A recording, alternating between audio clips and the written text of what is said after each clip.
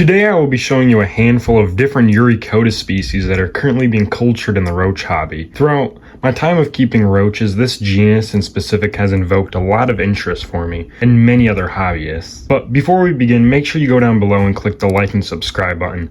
This helps me out a lot and keeps you updated with my latest content. To start off the video, we have a very well-known species of Eurycotis, which is Eurycotis floridana. And this is a somewhat large bin of them I have. This is a 20-quart bin. And before I started recording, I gave them a light misting. We can see here that these guys are very prolific roaches. Nonetheless, very beautiful. I actually see an adult right here, but there is hundreds and hundreds of nymphs, and these guys are wonderful breeders.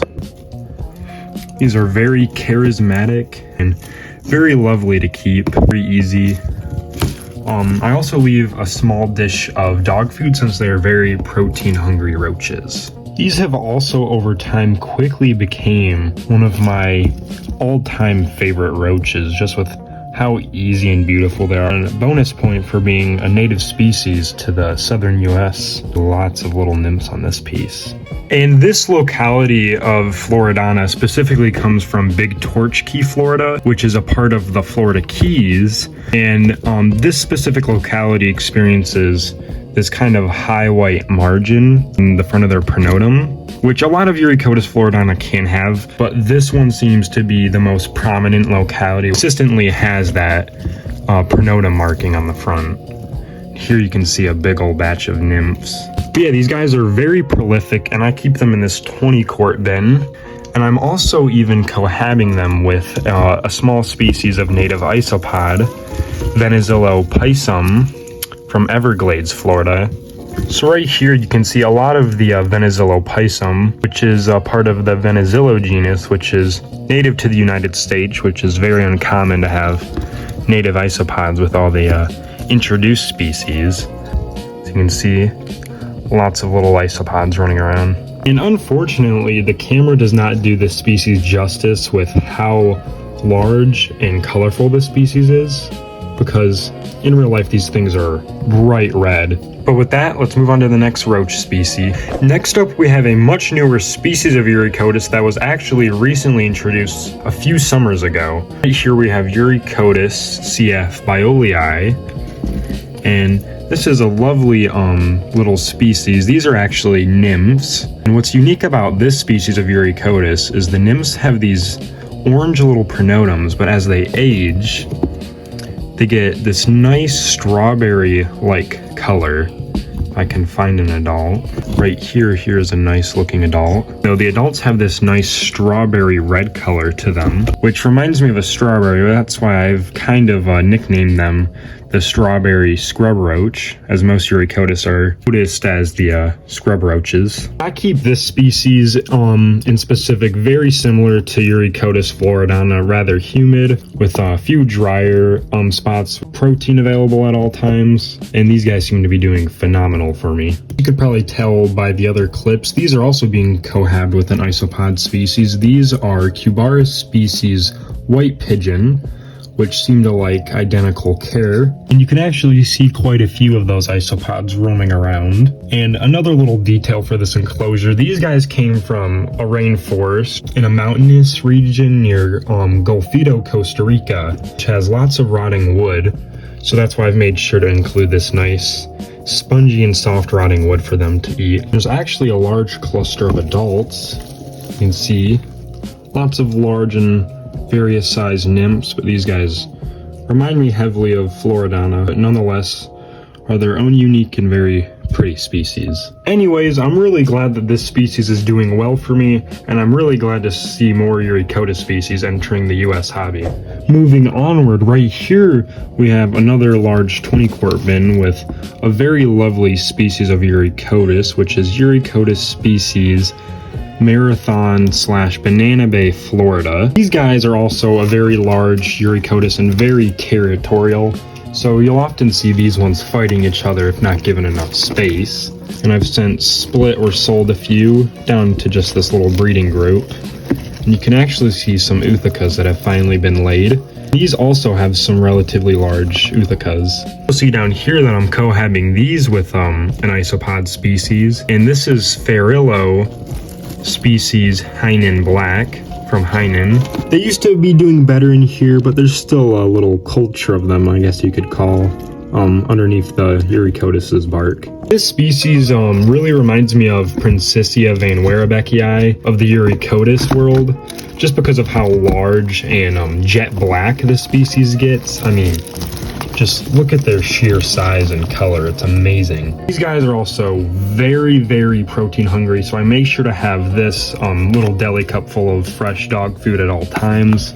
Otherwise, as you've probably seen around the enclosure, they can cannibalize and definitely will. In this smaller enclosure right here, we have another rare species of Eurycotis, which is Eurycotis species Isle de Margarita from Venezuela. And this by far is the smallest species of Eurycotis in the hobby. But this is a very small and cute species that has a much more slick appearance. It still dons those nice little vestigial wings. Took me some time to get their care down, but now they're slowly but surely starting to breed in large numbers. Here you can see a tiny little nymph next to an adult, and then right over here we actually have another small nymph. So not as much nymphs in this enclosure as my other species, but glad that they're finally starting to breed. I still definitely have some progress to go with nailing down the husbandry for these guys, but so far what I can tell is they like this moderate ventilation, and they started thriving when I put them in this smaller enclosure compared to a 20 quart, so they definitely like being a little bit more cramped than other Eurycotis species. They're seriously a lovely little species and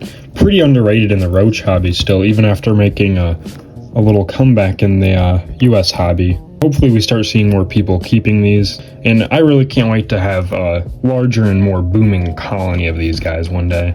In this smaller enclosure, we actually have another species that came in the same shipment as that other newer species of Eurycotis. So right here we have Eurycotis species Uvita, Costa Rica, which was also collected from a somewhat mountainous region of Costa Rica. Even said these guys definitely prefer it more drier with moderate ventilation compared to the Golfito species. These guys are also very impressive, but currently this colony is still in the nymph stage, and I currently only have one large adult. Due to me only having one mature adult so far, these guys are not in the breeding stages, but hopefully in the next couple months I'll have some larger nymphs mature. But also I do have a slight suspicion that these guys might be parthenogenic, because the lone female has been producing quite a few Eurycotis, as the one that was over here, and then there's also another one plastered onto the bark right here. Maybe we'll have our first parthenogenic Eurycotis species. I guess time will tell. Lastly, we have Eurycotis decipiens,